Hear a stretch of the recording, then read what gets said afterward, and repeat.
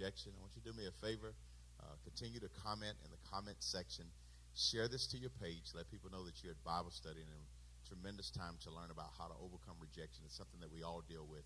And we're going to learn from a tremendous teacher tonight. Miss Tempest Meriwether is going to come, and she's going to teach us. And we're going to thank God for her. She is tremendously accomplished. She is, when I was beginning to pray about who could come in and speak to us about the subject, I could just see her face in front of me, and I know the Lord brought her to us for a reason. So we're going to receive her now as she comes. And in the comment section, put your hands together, just clap. And then here in the room, we're going to thank God for her as she comes and shares her lesson with us tonight. Thank you. Now, this podium is tall, and I am short. So we're going to do some walking around. Thank y'all so much for having me. Thanks, Pastor Scales, for having me. He reached out to me, and he said, I'm teaching a series on rejection. Do you have anything to add to that? And I was like, do I? Yes, I do. I do have things to add to that. Some of the things you're going to hear me talk about, he's already probably hit on somewhat, but that is a good thing because repetition is actually how we commit things to our subconscious. So we want to hear things over and over again, and that's why the Bible talks about renewing your mind. Renewing, ing, means keep doing it. So we want to keep repeating it, and that's how we transform and become new.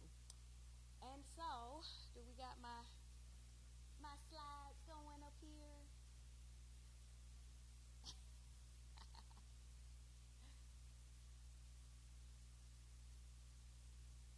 So we're going to start out with the definition of rejection, okay? So what I've noticed a lot with communication stuff is that people operate from different definitions of things. And so it really helps to know the actual definition of something so that we know we're all on the same page and we're all talking about the same stuff. Actually, if we could all know the definitions, it would probably end a lot of arguments because one person will think you're talking about one thing and you're talking about something else. So the definition of rejection, I said define it for me, is to refuse to accept, consider, submit to, take for some purpose or use, to refuse to hear, receive, or admit, to rebuff or repel, to refuse a lover, or to throw off, cast away, or spew out. And so those are all very strong words, and this is why we have such a reaction to rejection, because who wants to be spewed out and thrown out and cast away and things like that? So that is the reason why we want to look up the definitions of these words, because we're like, oh, so that's why I have the reaction I do to this, and this is also why we avoid rejection. The next slide.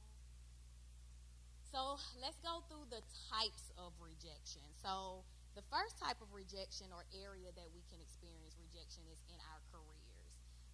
Everybody deals with this on some level if you work outside the home, but this one is particularly to men, can really struggle when they are being rejected in the workplace.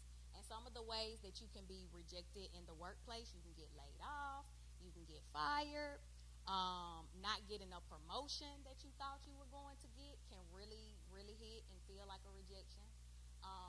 Not getting the job at all. You've been looking for a job for months and you go in for the interview and they tell you they chose someone else. That can feel like a rejection. And not being noticed for your achievements. That is another way that we can be rejected in our careers. And these trigger feelings of shame and that feeling of failure. And so it's something that when it happens, again, especially for men who are like taking on that provider role and stuff, this can hit home really, really hard. And like I said, although it does happen for women, for men, this is something that they typically will hide. They will just say, oh, no, I'm fine, I got it, and they will just try to deal with it and keep on the face for the family. But I'm letting the ladies know that, you know, be careful around your man and around his career stuff because it's going to be sensitive for him. And the same for women, too. Let's be sensitive to each other. So then the next area that we can be sensitive around rejection. All right, so we can be rejected in our friendships. So that is when, you know, you got your clique of friends and you're the one who's always left out, or they'll call each other and not call you, or stuff will be said in the group chat and you don't know what's going on because you done been left out of what's going on, so we can be rejected in our friendships. We can be rejected by our families, right? Our immediate family, but also our extended families. We can be the black sheep of the family. You the one they talk about when you don't show up to the cookout. In fact, sometimes you may not even go to the events anymore because you're the one that they're talking about when you're not there. We can also be rejected in our romantic relationships. Now, this is the one that everybody likes to argue about online every single day now. Is being rejected in romantic relationships, and people are rejecting each other and being rejected for different reasons. But that's a hot topic, so I'm gonna have to stay off of that one because we could go off on a whole nother tangent about romantic relationships. We can also be rejected by our community, our wider community, and in the media, on social media, people can get online and say horrible things, and so we can feel rejected that way. We can be rejected by our church family, what we call it church hurt.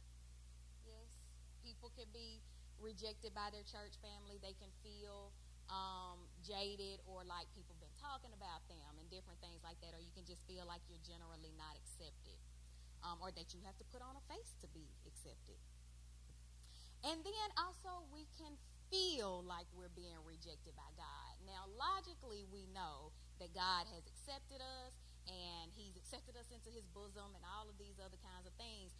But on an emotional level, sometimes we can wonder where God at. We're going to be like, the way life is set up, like, God, you sure you let me in? Or like, if I did something wrong, am I cursed?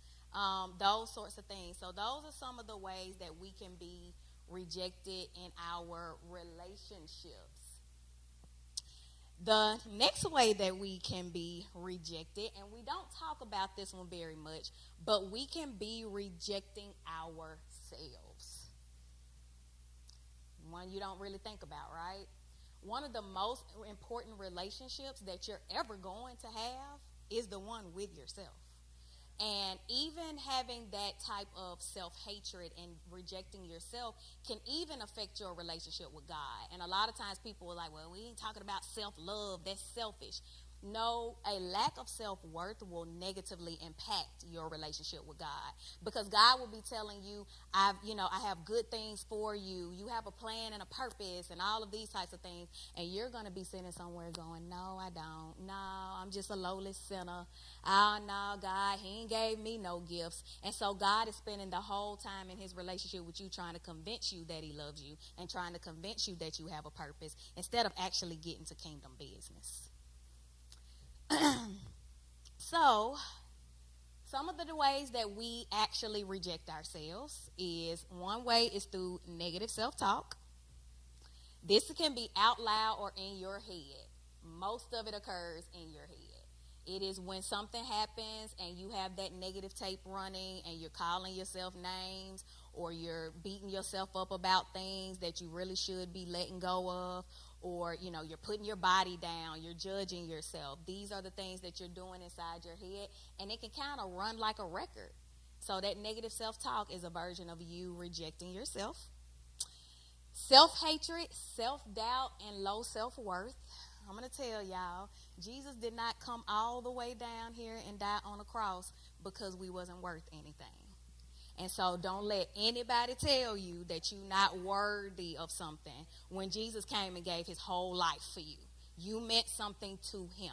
And therefore, we all have inherent value because of the way that God sees us. And also that we're created in his image. And some of the stuff with feelings of shame, which I'm going to get more into, with feelings of shame, we will feel like there's something just inherently wrong. Like there's just something defective about us.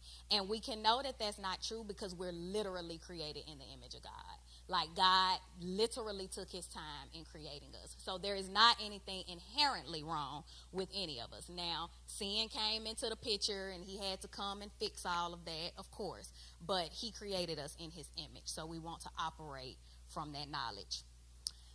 And then lastly, we make ourselves small on purpose. This is also a form of self-rejection. God has given you a talent, and he is telling you, go forth, and you have a platform and all of this, but you rather hang out in the back.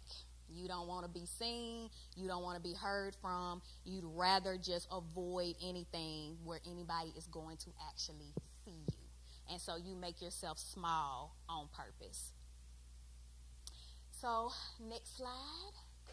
So what happens when we feel rejected? So I'm going to ask y'all to do some feeling tonight and kind of get inside your bodies. One of the reasons is, well, obviously because I'm a therapist, but also because we are so disconnected from our bodies and our emotions, we don't even know how we're doing anymore for real. People can be walking around with their whole arm halfway off and still be saying, I'm fine. So I want you to get back into your body and feel some things. And so one of the ways we're going to do that tonight is the fight or flight mode exercise, okay? This is called fight or flight mode. So I want you to think about, imagine this, you are on the beach and you are in the water, right? Can you hear the water, the waves splashing up? I want you actually imagining this. The water splashing up. You can hear children playing and running on the beach. You can hear birds flying across, your head. And the water is about up to here. And a wave comes through and pushes you out a little bit. And so now the water is about up to here.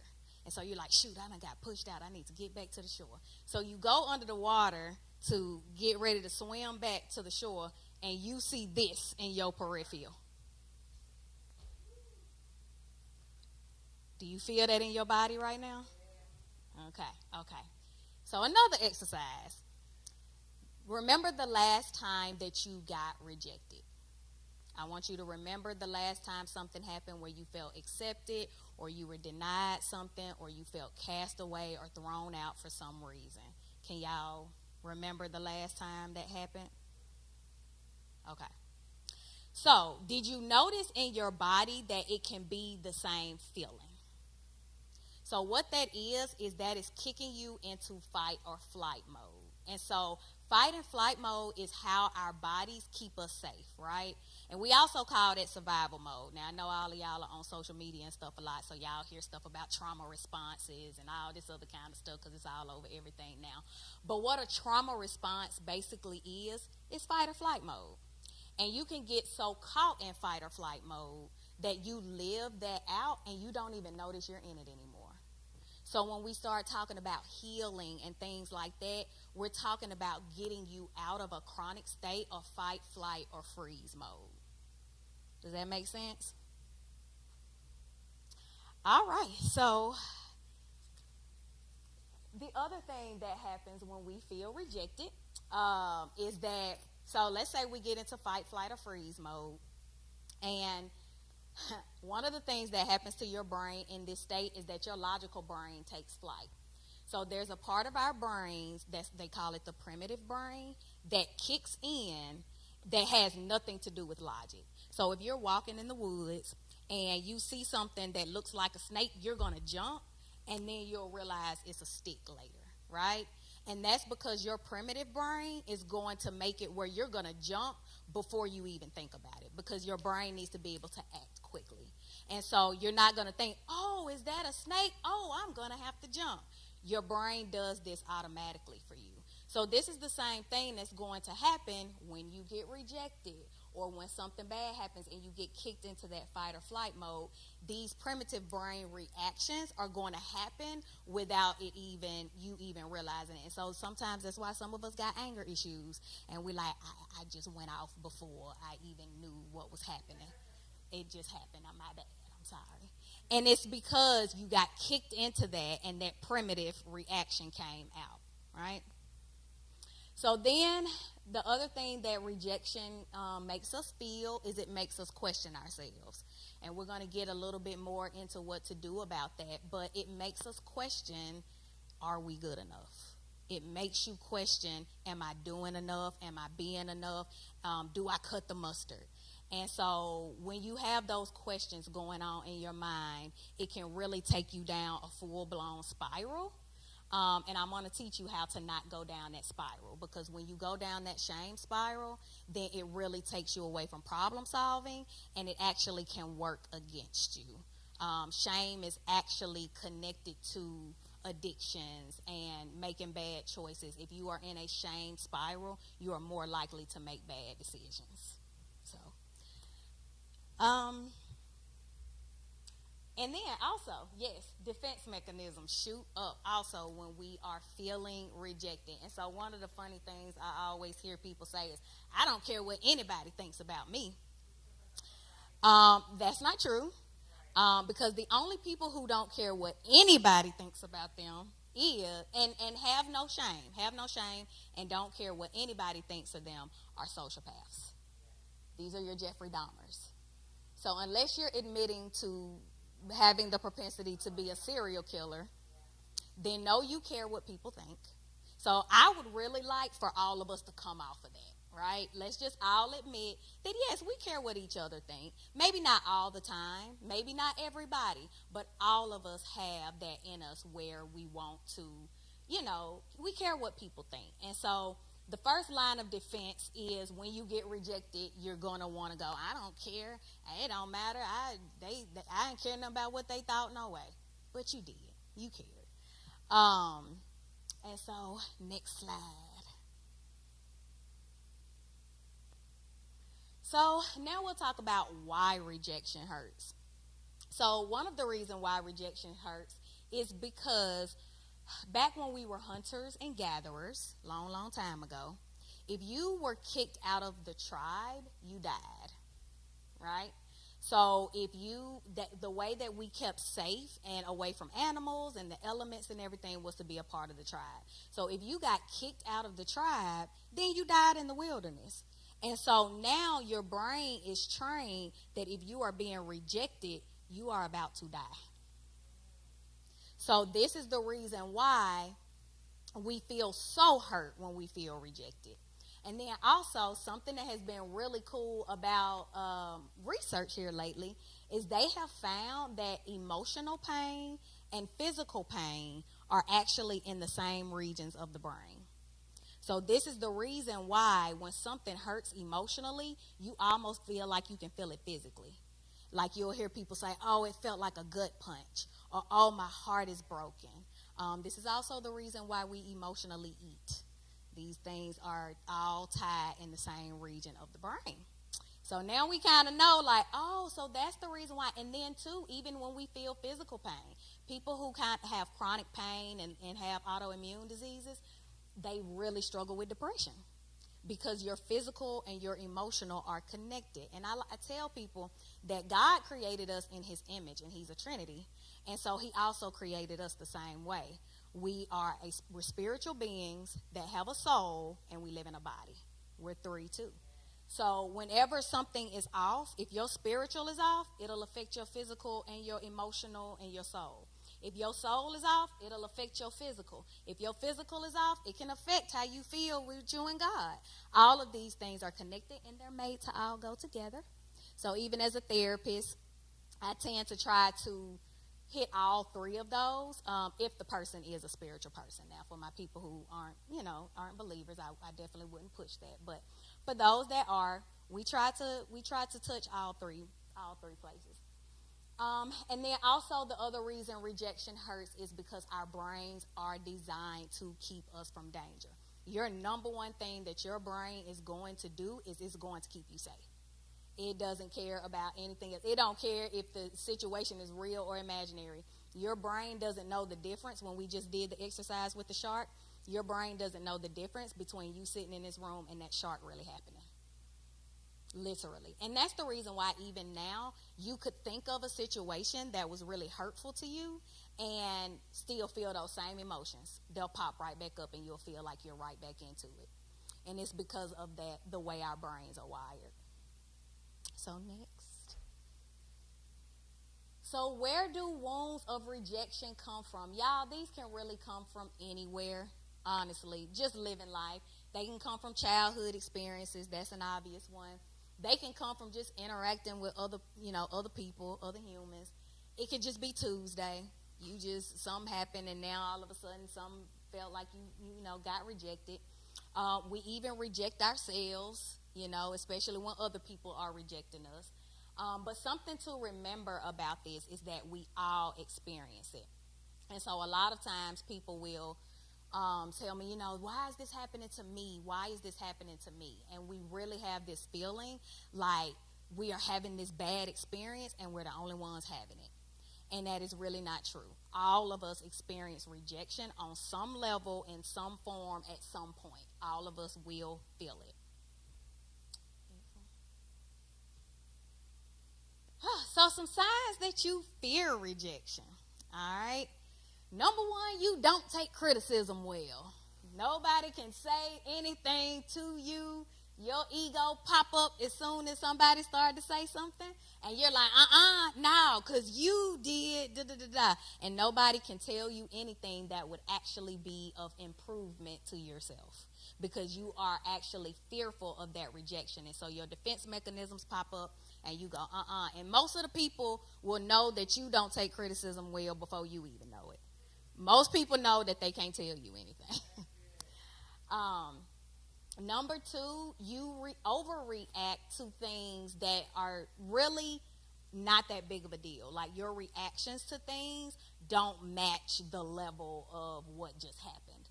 And so you can kind of know that there's some level of fear there, and you may overreact a lot in different situations because you're fearing judgment and shame and, rejection.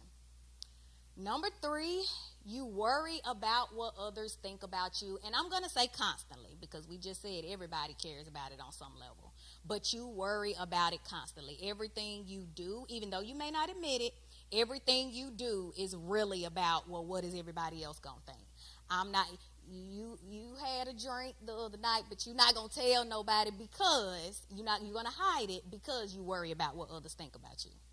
You're not really going to tell people that, what your struggles are because you worry about what others think about you. You won't make certain posts on social media because you worry about what people think about you. When you go into a situation, you literally have social anxiety because you are afraid of what people are going to think of you. And so these things may be going on inside of you and you may not admit to them, but this is a sign that you do fear being rejected and or judged. Number four, you don't take risk. You will not open the business. You will not post the videos. You will not sell the products. You will not get up here and say what you need to say. You will not take the risk to do anything that God is really telling you to do, or that you just feel called to, or that you feel passionate about. You're hiding behind your fear of rejection. You won't really get up and take very many risks. Number five, you project being overly self-sufficient and independent. I'm going to tread lightly. So we have a culture where we like to tell each other how much we don't need each other, right? These are lies. What is happening is, I really do want somebody to walk with me. I really do want somebody to help me. I really do want to feel supported, but I fear I'm not going to get it. So what I'm going to do instead is I'm going to go around and I'm going to let everybody know that I don't need them. And when we do that, we don't realize that when we put that out into the atmosphere, that is what we keep getting back. So we want to be really careful about coming off overly self-sufficient or independent, because what we want to go for, I'm not saying be dependent, we want to be interdependent. That's what we want to look for. We're not dependents, but we want to work together in partnership. And in groups, and being able to work together. And we live in a society that definitely says, pull yourself up by your bootstraps, be independent and stuff like that. But the reality of it is, none of us can act in isolation of each other. We all really do rely on each other and need each other. And lastly, you're unable to let go of past rejections. You ruminate on things that have happened. You won't even get into new relationships because the last one didn't work out, and you felt so rejected by it that you won't even try again. You think about times that people have hurt you over and over again. And so what you're trying to do with that is, you think that telling yourself the things that have happened to you, the bad things that have happened to you over and over again, will somehow protect you from happening in the future. So you keep going, because I'm going to hold on to that because I need to remember. because you think it will protect you. And so that's those defense mechanisms popping up again. But we're going to want to lay some of that stuff down because it's actually keeping us from getting the love and experience the joy that we really want to have. Next one. I'm going to hit on attachment styles just a little bit because there's some rejection stuff in this. But attachment style stuff is a whole different part of psychology, okay? So there are 4 different attachment styles, like the large ones, but then there's like some subcategories and stuff as well. I'm telling y'all, this stuff gets deep. I'm just about to give y'all an overview. And so the secure attachment style, right? So these are your people who are going to be really connected. They're open to love. They typically have good boundaries. They do really well working with others because they're so able to be connected. These are your people who got what they needed when they grew up. Their parents loved them just the right amount and affirmed them just the right amount and made them just the right amount of resilient. I don't know a lot of these people. But they exist, right? So these are your securely attached people. And then the last 3 are your insecurely attached people.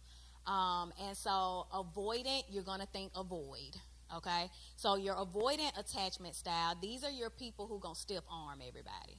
They're your ones that don't need anybody. They're not going to let you get too close. I recently saw a post where Common is dating Jennifer Hudson. And they were talking about how he's been around everywhere and everybody. And apparently it's because he has a fear of commitment. Avoidant. This is avoidant attachment styles. They're going to avoid commitment. And they're going to stiff arm. Then there are your anxiously attached people. These are your people who are going to be considered like clingy and needy. And they can be okay. They're going to love you really well and be really loyal. But if you show any signs that you are about to leave them or you don't want to be in it no more or you don't even want to be as close to them, they're going to be on the phone. Why didn't you call me today? Where have you been? Do you not love me anymore? Like these are your anxiously attached people. So think anxious. You think anxious. And so then your disorganized people. These are your people that are a mix, right? These are your people who they're going to be avoidant one minute and then the next minute they'll be anxiously behind you. And so which one, just out of a guess, which one do y'all think probably has the most sensitivity to rejection? Just throw it out there.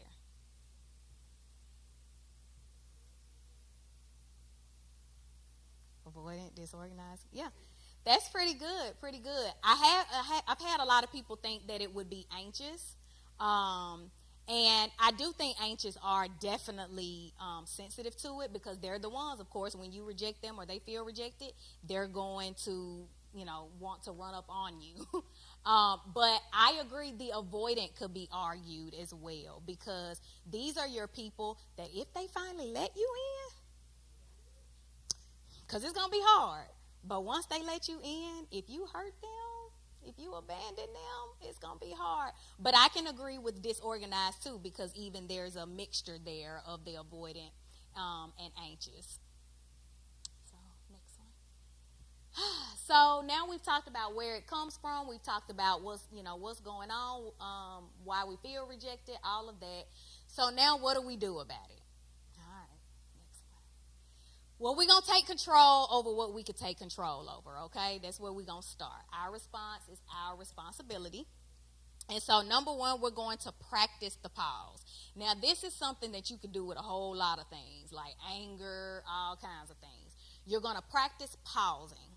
So, as soon as something happens, you get hit, you feel it. You feel your blood pressure going up, your heart rate going up, all of that.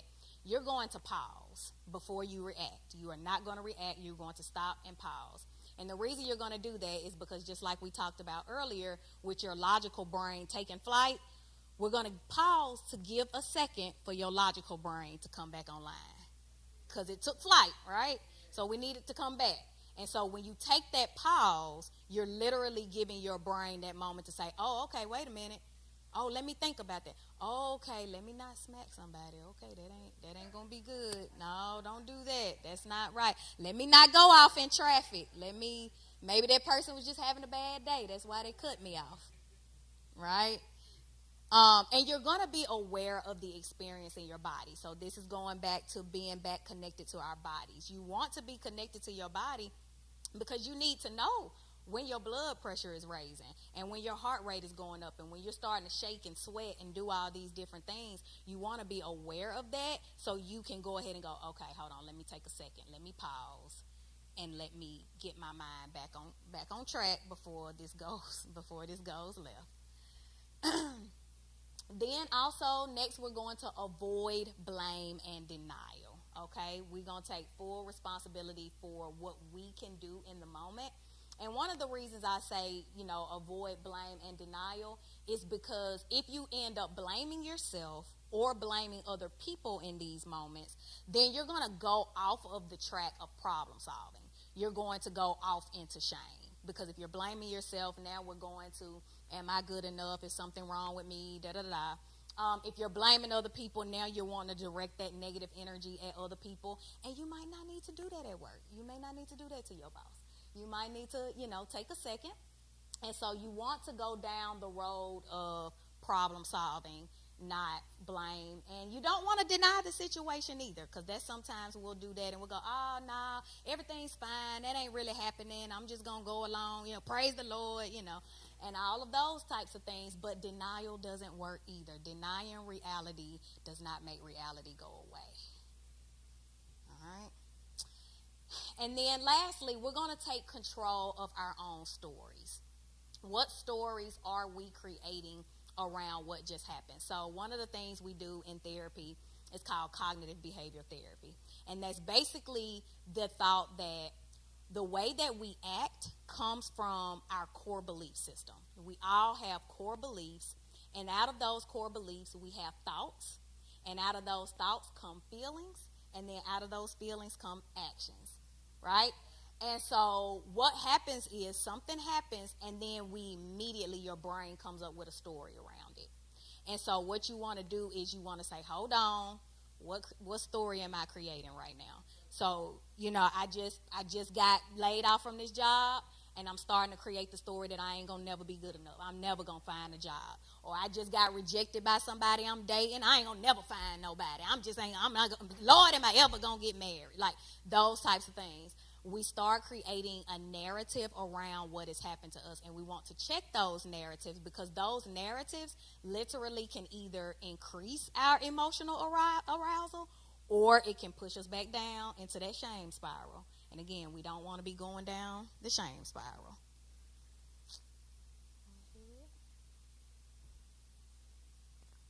And so this is going back to that shame question. How to deal with shame after we have been rejected. So one of the questions that we ask when we have been rejected and or we're starting to feel shame is, am I good enough? And I explain to people the difference between shame and guilt. Guilt is when you've done something wrong and you know you have, and you can apologize and you can make amends and it's over with. Shame is, I am bad. Guilt is, I did something bad. So with shame, we'll get into, I am bad. And so that is the stuff we want to start asking the question, okay, am I good enough? So when you ask yourself the question, am I good enough, you're going to ask, good enough for what? Okay? Because what our brains will do is generalize everything. Like the relationship or the friendships or whatever are not working out, and your brain will tell you, you're not good enough for nothing. You're not good enough for nobody. And so first you want to ask your question, good enough for what? And then you're going to want to ask yourself, what evidence do I have for this?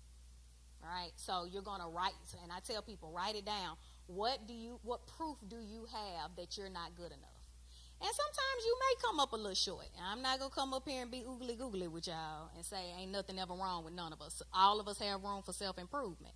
So sometimes it may be, I genuinely didn't study for that test. I didn't go in and do those interview questions right.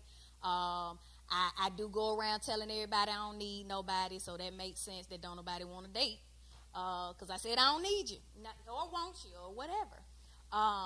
And so how do I get better is that question you want to ask yourself is, okay, what can I do to make this situation better? Do I need to go back to school? Do I need to get the certification? And then at the bottom of all that, because this is the foundation, it's not the least, it's the foundation, we want to go back to the original. What does God say about us? When we start feeling shame, what has God said about us? And I want you to go through and find all of those scriptures. The hairs on your head are numbered. You the head and not the tail. All those good things. You want to go and you want to have those scriptures on standby, because this is going to be your foundation when you start going down the shame spiral. Because the shame spiral will have you feeling like you just ain't no good. And so you're going to want to challenge that by remembering the foundation of who God says you are. And so here's a few more tips on how to deal with rejection. Learn to describe and observe without withholding judgment of yourself and others. And so when something happens, instead of making a judgment about whether or not it's good or bad, you're going to just describe it. You're just going to speak facts. I lost the job. He stood me up. The marriage ended. These are just the facts. And what you're going to stay away from is the judgment of it. Because once you judge whether this is good or bad instead of just stating the facts, this is going to start making your emotional state go out of control. Now, you can admit, I'm disappointed. These are facts. I'm disappointed. I'm discouraged. You want to really stay real about your emotions and stating them as facts, but not judging yourself for even having those emotions of, I'm sad, I'm discouraged right now, I feel a little deflated by this whole situation. And that's one of the ways that you're going to be able to stop yourself from going down that spiral and pull yourself back. You're also going to avoid catastrophizing. Catastrophizing is one of the things we call a thought distortion, which just means it's the way that your mind is working right now is distorted. It's kind of a little bit off, and we need to kind of recalibrate. So catastrophizing is where you're going to turn something into a catastrophe. And so you lost this job, and so now you're like, I just ain't going to never be nothing. Or, one situation happens, and now you're going to make it the whole thing, right? So that is catastrophizing. We're going to avoid that. We're going to catch that thought distortion when it happens, because this is going to make our emotions go even crazier. Then number 3, we are going to get support. So one of the things that I am really saddened by as the generations continue to go on is how much we're losing a sense of community. People are not connected to each other anymore. And they did research where there was a mountain and they had people stand there, and when the person stood by themselves, they didn't feel like they could necessarily climb the mountain. But when there was someone standing beside them, they felt like they could scale the mountain. And so just the act of another person standing beside you can make you feel like you can move mountains. So we really want to have support around us, because when life hits, you need to be able to go home or call a friend or do whatever you can to call somebody and say, all right, so this happened today. And you need somebody to tell you, don't you go down that road. You know you beautiful. Don't let them do that to you. You know, you worked hard for that job. You know good and well they not noticing your achievements. It might be time to look for another job. Don't you do that to yourself. And we need that. We need that support from each other. And one of the people I love, I don't know if y'all know her, but her name is Brene Brown. And she does a whole lot of work. She's a researcher. She does a whole lot of work on shame and all of these different types of things, and joy, and how to get the most joy out of your life. And one of the things that she says is the antidote to shame is compassion. And so when you are telling someone what it is that's going on with you, you can literally stop a shame spiral by sharing with someone who is compassionate and empathetic, and it can literally stop your shame spiral midway through. And then the last one, and I was going to do this one last because I don't want y'all to throw tomatoes at me when you do it. We're going to regroup and we're going to go at it again. All right? We're going to face rejection again. You're going to go and you're going to go on the date again. You're going to get remarried again. You're going to go and sell the product again. Yes, you are going to go and get several no's again. You are going to dust yourself off, and you're going to get up, and you're going to not avoid it. And the reason you're not going to avoid it is because avoidance in and of itself makes the situation worse. It makes you more scared. And I tell people a lot who deal with anxiety, they'll start to develop a lot of avoidance behaviors because they feel anxious in those situations. And I always say, baby steps. Do not avoid it, because avoidance will make your fear of rejection worse. It'll make your anxiety worse. You do not want to avoid it. You can take baby steps. Please do. But you don't want to avoid it altogether. And one example I have is the numbers game. And so I've heard this from a salesperson, but I've also heard it from teenage and college boys, men, where so the men would be in the mall, and they'd all be in there together, and they would all just go ask as many females for their number as they possibly could and see how many numbers they could get. They didn't care about getting a no. You just had to go and ask as many people as possible, can you get their phone number? And then you came back later and compared who got, the number of phone numbers. And the same thing can be applied to the salesman thing. There was a salesman, and he decided, because he feared rejection, he was just going to hit it head on. And so every day he was going to go out and get as many no's as he possibly could. Well, you can imagine what happens with that. When you go at it that many times and you keep going, you're eventually going to get a yes. There's no such a thing as just keep getting no's forever. You're eventually going to get a yes. Now, I just gave y'all a secular version of that, so let me bring it on back to Scripture. Matthew 7:7, and then also in Luke 9:11 and 9. So apparently God wanted to say it to y'all twice. And it may have even been in the other Gospels too. But I like the New Living Translation version of it. It says, keep on asking, and you will receive what you ask for. Keep on knocking, and you will find. Keep on knocking on the door, and the door will be opened unto you. And so it's this idea of life will hit you, but you get back up and you keep going. You keep knocking. You keep asking. You don't give up, because it's not that anything is wrong with you. It's just that maybe you hadn't hit the door long enough yet. Maybe you hadn't hit the right spot long enough yet.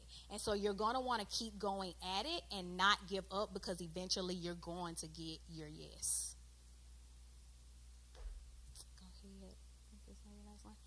And so I always say, remember that rejection is God's redirection. I know y'all have probably heard that before, but it is so real. There are so many times in my life where I have been like, oh, Lord, if the Lord would have gave me what I thought I wanted, I would have been a whole mess.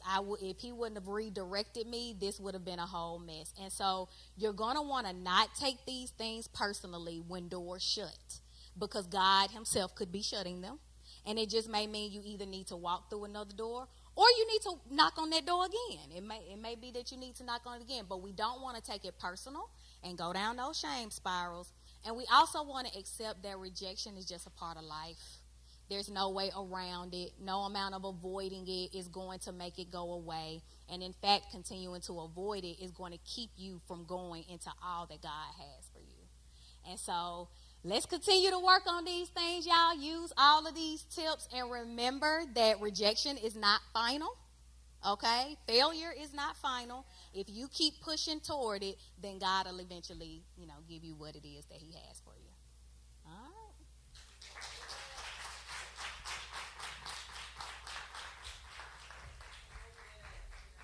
Thank you all for tuning in online. Don't forget to share this to your page. Hey, if you don't have a church home, we'd love to see you Sunday morning, 9 at 10:45 a.m. here in Christiana. Saturday, we are in Shelbyville at 5 o'clock p.m. Thank you guys for tuning in.